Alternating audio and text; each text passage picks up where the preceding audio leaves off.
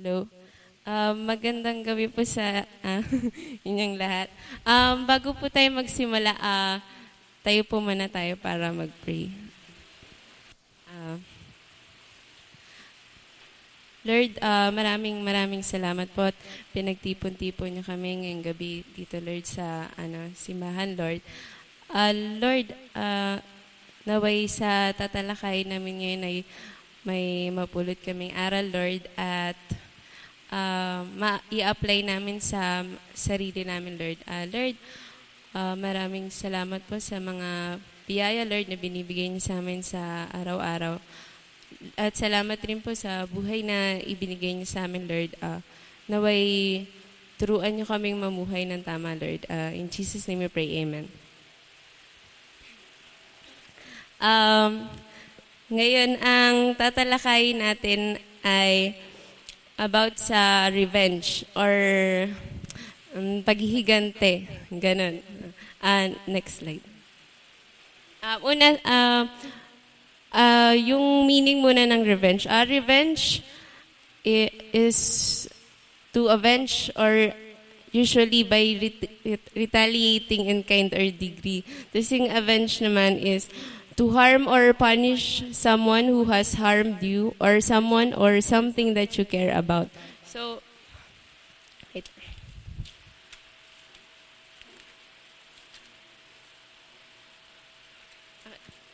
Next slide.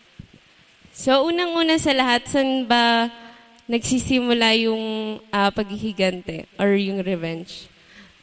Basahin muna natin yung Romans 12:19. Do not take revenge, my dear friends, but leave room for God's wrath. For it is written, it is mine to avenge, I will repay, says the Lord. Ayun nga. Di ba nagsisimula yung paghihiganti natin sa galit? Bawa sa kapwa natin, sa kaibigan, or sa family, sa mga kamag-anak, or kaya sa, sa boyfriend, o sa girlfriend. Ganon. Tapos, tawag dito. Meron tayong iba't ibang ways kung paano tayo maghiganti sa kapwa natin. Meron tayong, ayan, yung next slide. Yan. Yung, halimbawa, sa itsura natin, kung una, parang naalipusta tayo ng mga tao kasi pangit tayo, may mali sa atin, hindi tayo kapareho ng ibang tao, yung normal na tao. Tapos dumadating sa point na gusto mong, marami kang gustuhin, na baguhin sa sarili mo para lang makibagay sa kanila. Na tulad niyan, di ba, grabe yung ilong Tapos, tapos yan, tapos parang gumanda na siya. Tapos yung isa pa yan, si Mirabela, di ba nung una, parang, siya, punong kahoy, yung itsura niya, parang, tapos, nag-iibang siya, tapos dun lang siya nagugustuhan ng mga tao, lalo na sa mga lalaki, ganun. Samantalang nung una, kaya lang dito, masusukat mo talaga kung sino yung nandyan para sa'yo kahit na ganyan yung itsura mo o hindi ka na, yung parang hindi hindi ka na-appreciate ng ibang tao. Tapos, next slide pa. Bayan naman yung, wala siya sa teleser, pero yung mga normal, yung mga normal na nangyayari sa atin. Halimbawa, lalo na nung, siguro mas natin yan kapag high school tayo. Yung mga siga, yung, kung halimbawa sa kantin, ganyan, lalo na sa public school, madaming ganyan. Maraming gangster. Yung tipong ikaw yung tahimik ka lang, tas dadaan, tas bigla ka nilang babanggiin, tas aabangan ka na agad nila sa gate. Diba? Parang napakababaw, pero wala ganyan. Parang si Kuya Mark lang. Diba? Kumbaga, kumpara sa sa Amerika ng mga gangster, talagang the best. Tapos, yan, di ba, halimbawa, kung ganyan yung nambubuli sa'yo, tapos, ikaw yung katawan mo, malaiyan lang, ewan ko na lang kung ano mangyayari sa'yo, di ba? So, kumbaga, parang, kung hinamon mo yung isa man dyan na napayat ka, tapos hinamon mo yung isa dyan, tinitingnan ko lang kung anong mangyayari kapag naghiganti sila, di ba? Ewan ko kung may matira pa sa... Meron naman yung ibang ways ng revenge tulad ng halimbawa, yung boyfriend mo nakipaghiwalay sa'yo kasi ganito. Siguro mag-break na tayo, ganun. Tapos syempre yung re-react ng babae kasi hindi niya naman alam yung dahilan. Sabihin niya, bakit ano yung mali? Tapos syempre yung famous lines ng mga lalaki, yun na, it's not you, it's me. Yung ganon. edi syempre, di ba, galit na galit yung babae kasi hindi niya naman alam kung anong mali. Tapos, doon na siya magsisimula na ma-curious sa sarili niya. Titingnan niya yung sarili niya sa salamin na, ay, baka yung katawan ko, baka taba ko na sa paningin niya. Parang hindi ganun kaano yung kulay ko. Baka gusto niya yung mga malamodel yung katawan. So, doon na papasok yung gagawin mo na, lalaklakin mo na kung pandak ka sa paningin niya, lalaklakin mo yung cherry pear para lang tumangkad ka, lalaklak ka ng glutathione para lang pumuti ka, tapos hindi ka na kumain, halos himatayin ka na sa sobrang pagdadayet mo para lang pumayat ka. Tapos, biglang sasabihin mo sa sarili mo, pag nakita ko nito, huyo ka sa akin.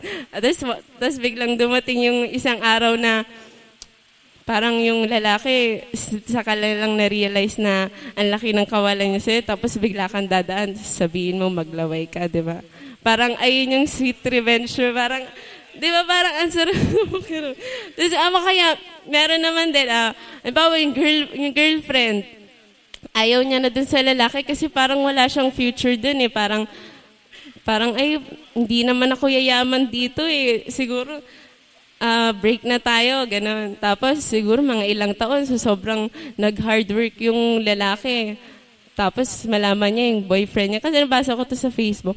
Parang quotes, lang siya, conversation na gano'n.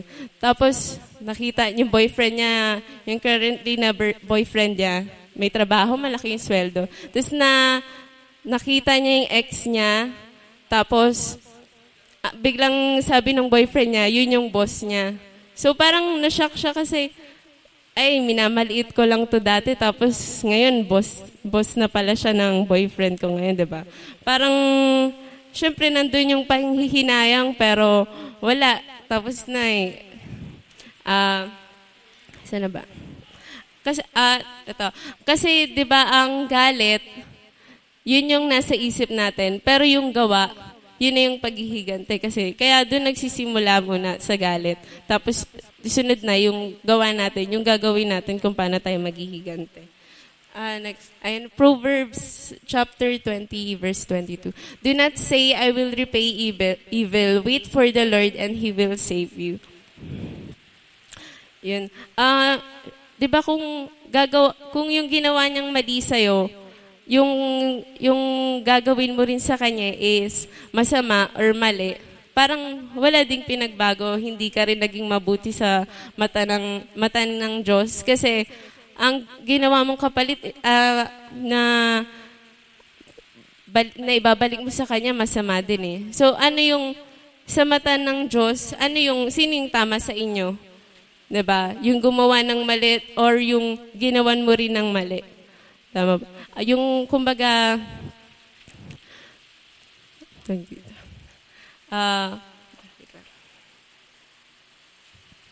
tapos, sunod naman. Halimbawa, miski naman, hindi naman tayo nakakagawa ng mali kapag mga gantong age na natin, diba? Sa simpleng bata, siguro, pag bata pa lang tayo, kapag bigla kang binatukan ng katabi mo, syempre, magiganti ka rin, hindi ka papayag na hindi mo siya babatukan, diba? Kumbaga, parang, salit-salita lang, kasi hindi ka magpapatalo, parang, yung next slide. Yan, Proverbs 24, verse 29, do not pay evil for evil. Kumbaga, nature na ng tao na gumanti, hindi yung sobrang ganti. Yung kumbaga, in a simplest way lang na paggaganti. Yung kumbaga, tinapilo ka ng tao, tatapilokin mo din, tapos tatawanan mo pa. Ganun na yung mindset ng tao ngayon eh. Pero kahit din nung dati.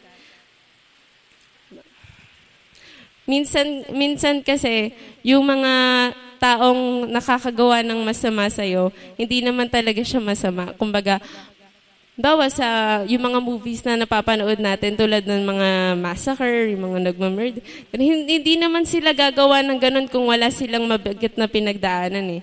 Kumbaga, yung tao na mahal nila, ganun yung ginawa sa kanila. Kaya ang balik nun, yung kumbaga, syempre mag-aano sila sa sarili nila na paglaki ko, gagantihan ko, parang aanuhin ko yung mga taong gumawa nito sa magulang ko, sa mga mahal ko. Tapos hanggang sa wala na yung Diyos sa puso mo, ang nasa puso mo lang yung galit. Tapos yung paggawa mo ng masama. Kung paano ka masasatisfy dun sa sarili mo kung gaano yung, halimbawa, pinatay siya ng matindi. Doble pa yung tindi ng pagpatay na gagawin mo sa kanya, parang gano'n. Tapos, di ba, tulad nga ng, di naman lahat ng nakakulong masama, di ba? Minsan parang nahuhusgahan lang sila o kaya maling akala. Pero minsan hindi rin naanuhan ng hustisya. So, ibig sabihin, sa lahat ng nakakulong, hindi naman sila masama. Yung iba, yung ibang talagang sobrang sama, hindi nakakulong. Minsan naka-wheelchair pa o kaya nasa hospital lang. Okay, next na. Tapos, wala pa. Tapos, di ba, yung pinaka-alam natin na, yung isa sa mga pinaka-alam natin na kasabihin yung, pag binato ka ng bato, batuhin mo ng tinapay. So, ano bang yung pagkaka-interpret natin dun sa, na yun, kasabihan na yun? Ayun, tama. Di ba, kapag pag ginawan ka ng masama, yung ibalik mo sa kanya, kabutihan. Kasi, syempre, yung isang tao naman, walang tao na hindi mabuti. Diba? Hindi naman tayo pinanganak na masama agad eh. Syempre, kumbaga, parang dumaki lang tayo na sa ibang paraan, namuhay tayo na eto, minamaltrato tayo ng tatay natin, gano'n. Parang doon na minsan nag-grow yung galit sa puso natin. Pero kung ikaw, yung ginagawa niya sa'yo, ibabalik mo sa kanya, yung mga kabutihan, syempre, may chance na pwede siyang makonsensya. Tapos, doon na mawawala unti-unti yung galit. Tapos, marirealize mo na masarap pala sa pakiramdam na may nababago kang tao dahil sa kabutihan mo. Ayan. Next slide. Ayan. Hindi naman dahil masama ka hindi ka na mahal ng Diyos. Kumbaga, sa paningin ng Diyos, kasi lahat naman tayo, di ba, nakakagawa ng kasalanan. So, di ba kahit nakakagawa tayo ng kasalanan, syempre, sa mata ng tao, lahat tayo, pantay-pantay. Kahit gaano man kalaki yung kasalanan na nagagawa natin, napapatawa niya pa rin tayo. Jesus said, love your enemies. Yun nga, kahit gaano pa nga yung nagawa niya sa'yo, mahalin mo pa rin siya. Kumbaga, kapag nagugutom siya, bigyan mo siyang pagkain. Kapag nauuhaw siya, bigyan mo siya ng maiinom. Kapag nilalamig, bibigyan mo? Jacket.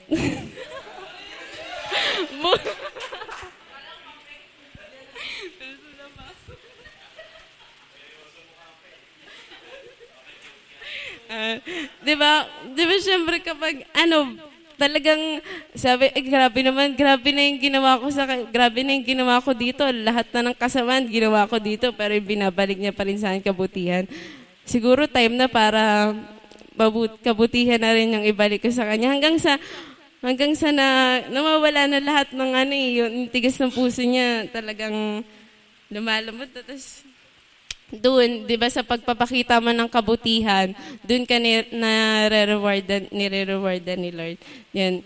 Kasi miski hindi ka makita ng tao na gumagawa ng mabuti, at least si Lord na yung nakakakita nun eh.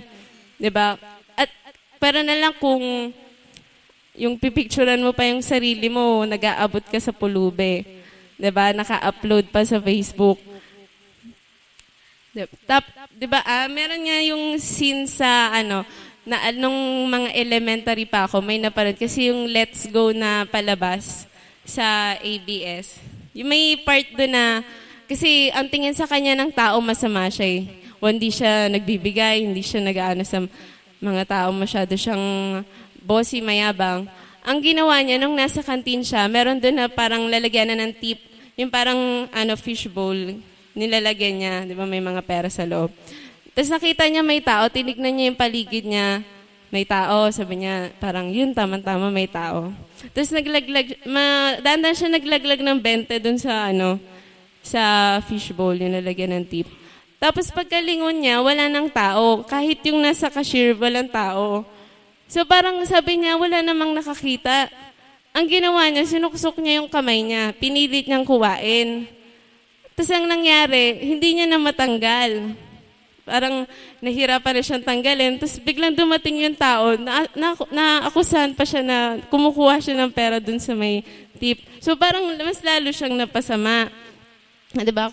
Kumbaga ang point doon, kung talagang bukal sa puso mo na magbigay ka ng pera or kabutihan, diba? Kay Lord mo na antayin yung reward mo, wag na sa tao. Kasi minsan kahit na pakita mo pa yung kabutihan sa tao, huhusgahan ka pa rin yan. Kasi kapag ginawa mo yung mali, mahuhusgahan ka. Kahit gawin mo yung tama, huhusgahan ka pa rin, hahanapan ka pa rin ng mali dyan. Next slide.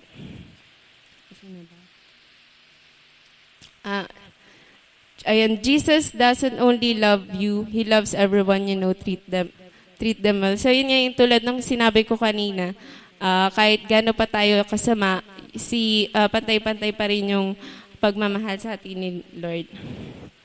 Next slide. And do not seek revenge or bear a grudge against one of your people, but love your neighbor as yourself. I am the Lord. Ayan. Yung kanina ngayon sa scripture reading, yung Luke 6, chapter 27 to 36. But to you who are listening, I say, love your enemies, do good to those who hate you, bless those who curse you, pray for those who mistreat you. If someone slaps you on one cheek, turn to them the other also. If someone takes your coat, do not withhold your shirt from them. Give to everyone who asks you, and if anyone takes what belongs to you, do not demand it back. Do to others as you would have them to do to you. So ang sa 27 to 30, 'di ba? Kung gusto mong tratuhin ka ng tama sa mga kapwa mo, ganun din yung ibalik nyo sa kanya. Kumbaga, kapag may sumampal sa'yo, dito sa kabila, i-offer mo pa yung kabilang pisngi mo, di ba? Para mas manggilaiti yung nang aaway siya. Okay. If you love those who love you, what credit is that to you? Even sinners love those who love them. And if you do good to those who are good to you, what credit is that to you? Even sinners do that. So, kung tayo, may mahal tayo or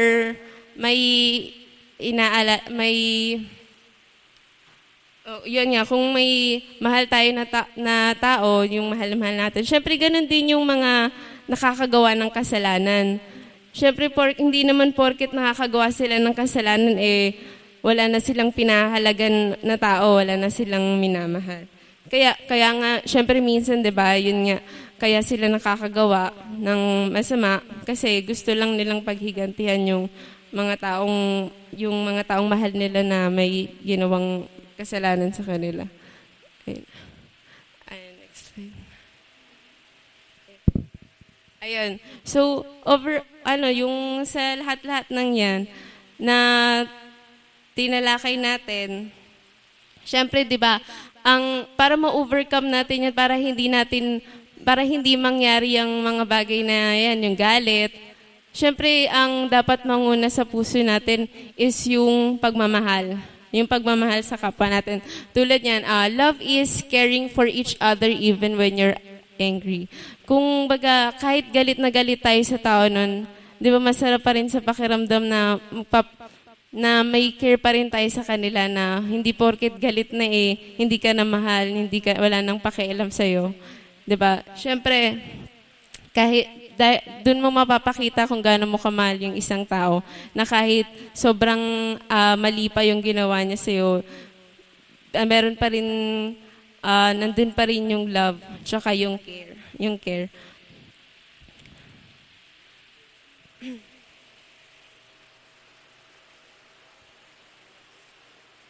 Yan.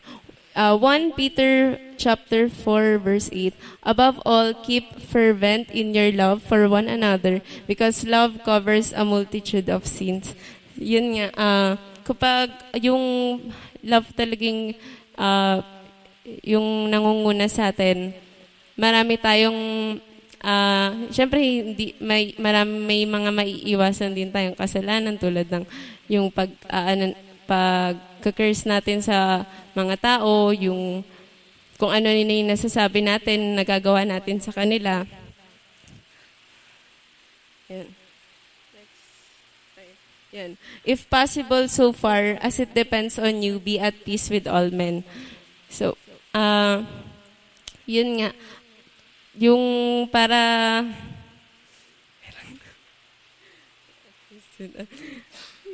para ma-overcome natin yung yung pagre-revenge natin. Mas okay na panatilihin natin na yun nga, yung maayos yung pakikitungo natin sa tao. Yung alam na bago tayo magsalita, bago natin ilabas yung gusto nating sabihin, isipin muna natin kung makakabuti ba to o makakasakit ba to sa damdamin niya. So, yun. Last slide. Ayun, ito yung huling class namin nung prof ko sa domestic tourism. Ito yung iniwan niya sa aming parang quote, ganun. People are often unreasonable and self-centered. Forgive them anyway. If you are kind, people may accuse you or of ulterior motives. Be kind anyway. If you are honest, people may cheat you. Be honest anyway. If you find happiness, people may be jealous. Be happy anyway. The good you do today may be forgotten. Do good anyway. Give the world your best, and it may never be enough. Give your best anyway. For you see, in the end, it is between you and God. It was never between you and them anyway. Yun lang po. Salamat and God bless.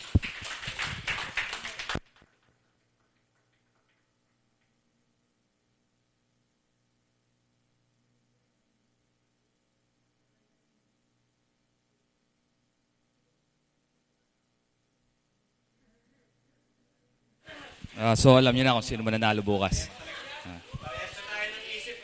Hindi na. Bukas.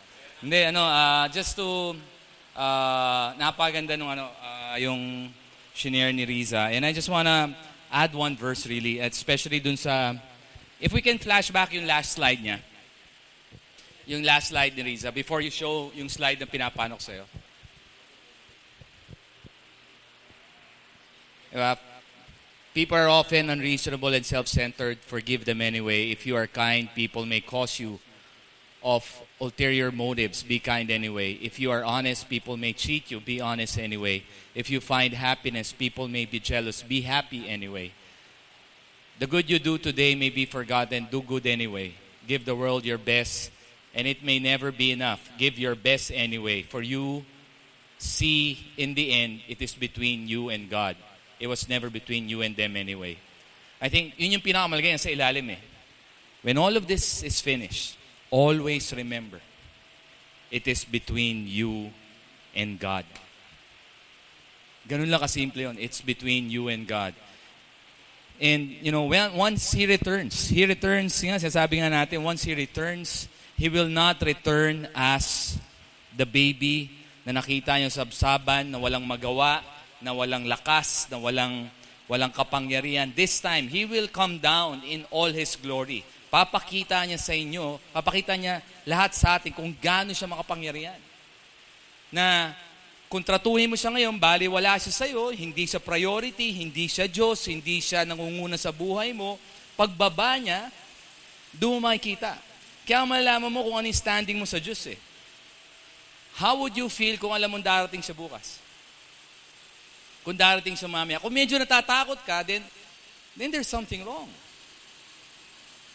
Tama yung sinasabi ni Lisa, God is love. Mapagmahal, mapagpatawad. Gaano niya tayo kamahal? Gaano katindi yung pagmamahal niya? Gaano siya grabe magpatawad? Nagawa niya na yun. Anak niya mismo, tayo may utang, anak niya mismo, bumaba, pinagbayaran yung utang. Yun yung pagmamahal. Ganun katindi yung pagmamahal. Pero kung hindi mo tinanggap yung pagmamahal na yun, hindi mo recognize yung pagmamahal na yun, God is also just. Patas rin siya.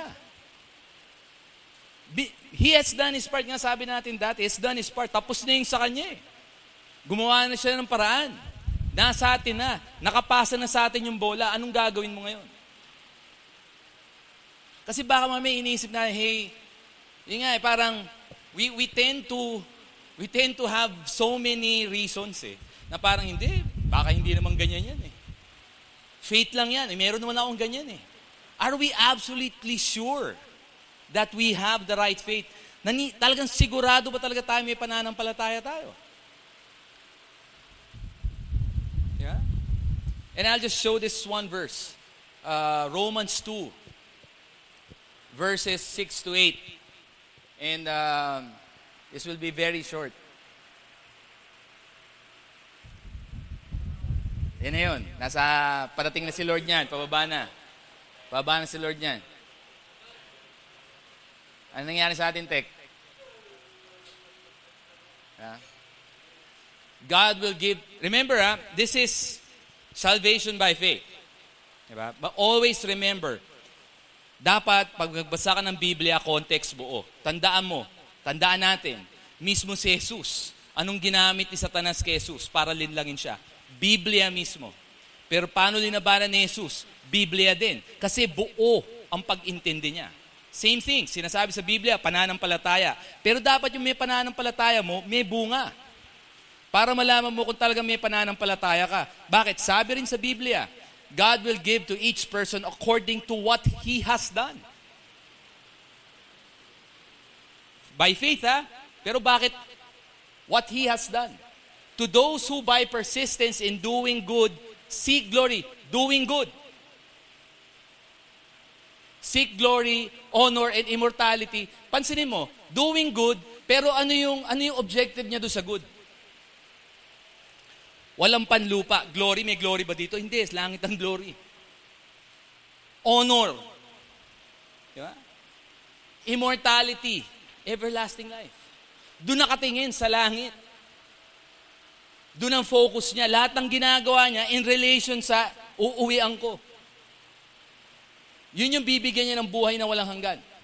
But for those, dito ka mabibigla, yung unang-unang qualification niya sa mga bibigyan niya ng wrath and anger, hindi niya sinabi yung pumatay. Hindi niya sinabi yung nagnakaw. Hindi niya sinabi yung nanloko. Alam mo sinabi niya, unang-una, self-seeking. Ano ibig sabihin self-seeking? Sarili mo, inuuna mo. Bakit ba tayo andito sa lugar natin ngayon? Bakit kinakailangan na Diyos pa yung bumaba, pinagbayaran yung kasalanan natin para pumunta tayo ng langit? Ano yung kasalanan ng unang tao? Yan mismo, self-seeking. Gusto niya. Ano plano ko? Anong gusto kong maranasan? Because whether you like it or not, ngayon medyo nahihirapan ka, parang ang labo naman yung pastor. Pwede ba ako mabuhay na hindi ko susunurin yung sarili ko? Nabuhay pa ako. Wala ka magagawa. Yan sinabi. Wala ka magagawa. Yun yung original na plano eh. Ano yung original na blueprint ng mundo? Adan at Eva, sinasamba Panginoon. Kung anong gusto ng Diyos, susundin nila. Kung anong gusto, mangyayari nung araw na yon na gusto ng Diyos, yun ang mangyayari. Kung hindi mo trip yung ganon, mas trip mo yung sarili mo, hindi mo mag-gets, parang, marami akong plano marami akong balak. Paano naman yung gusto ko? Okay lang, may pupuntahan din naman yun. Diba? Pero yan, klarong-klaro, self-seeking. Kaya nga sinasabi, ngayon, context, dikit-dikit natin. Luke 10:27, kaya nga sinabi, love God with all your heart. Hindi sinabing half. Hindi sinabing majority. Sabi all. All your heart, strength, soul. Ibig sabihin, buhay mo, nakaikot sa Kanya. Kahit yung pag-aaral mo, kahit yung pagtatrabaho mo, kahit yung paggising mo sa umaga, siya yung asa sentro. Parang ang labo, di ba? Anong klaseng buhay yan? Yan ang disenyo Kaya nga sabi, yung daang papuntang langit, napakanaro. Kasi mahirap. Lahat nung pinangahawakan mo ngayon, lahat nung pinaniniwalaan mo ngayon, lahat ng mga gusto mo ngayon, kinakailangang bitawan.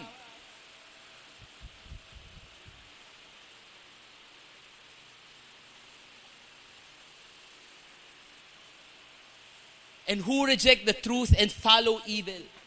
Diba? Self-seeking. Kasi hindi pa sinundan ng hindi pa sinundan ng mamamatay tao, magnanakaw, rapist, hindi. After self-seeking, reject the truth. Di ba? Ano i-reject the truth? Ito. Na yung Diyos bumaba ng langit, pinagbayaran kasalanan natin, nagpapako sa krus para iligtas lang tayo.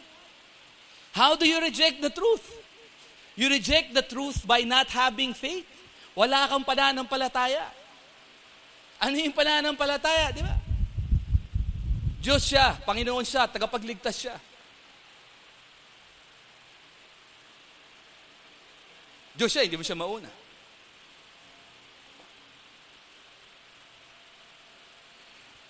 Diyos siya, hindi ka maka-attend ng Bible study. Yeah. Diyos siya, mas uunahin mo pa yung mga ibang mga bagay.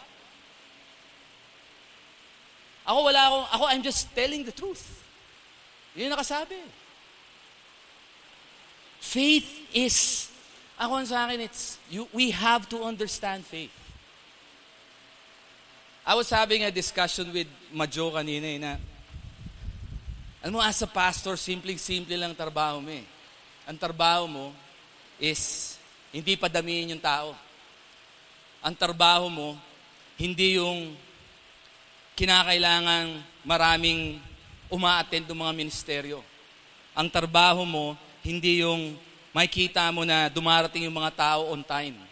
Ang trabaho mo, hindi yung makikita mo na maraming sumusuporta sa mga gawain. No.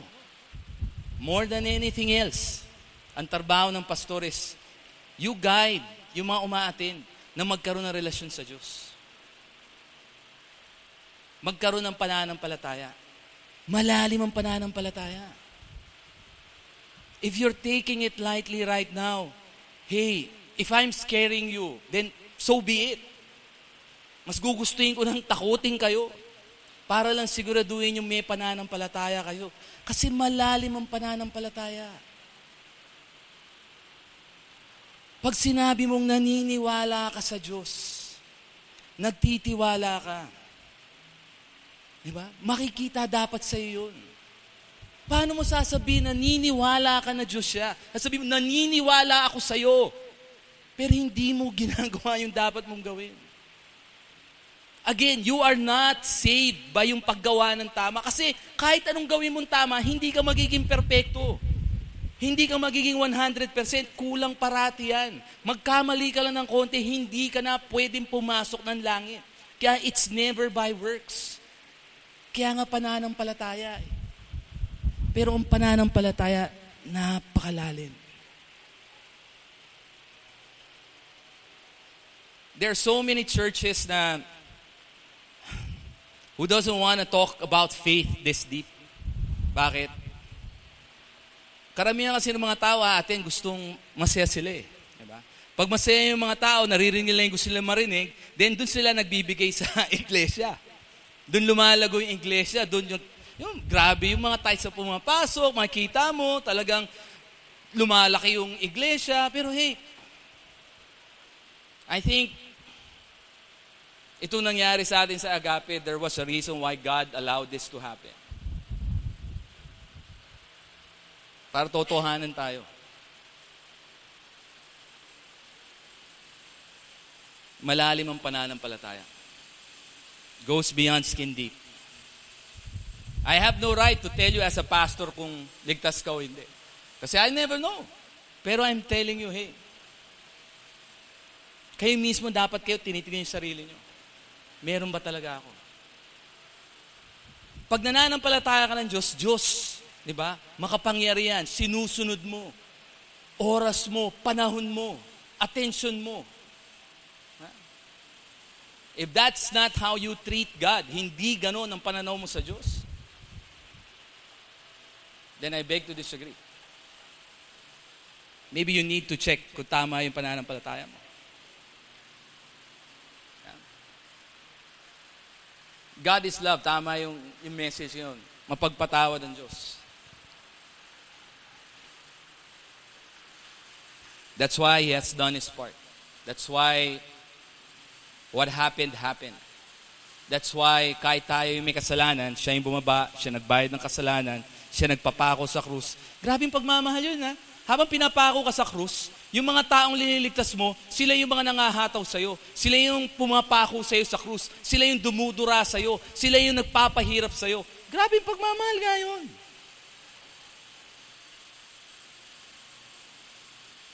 Ando doon na yun.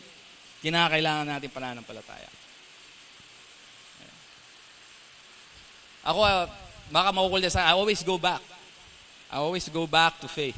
I always go back to reading the Bible. I always go back to praying.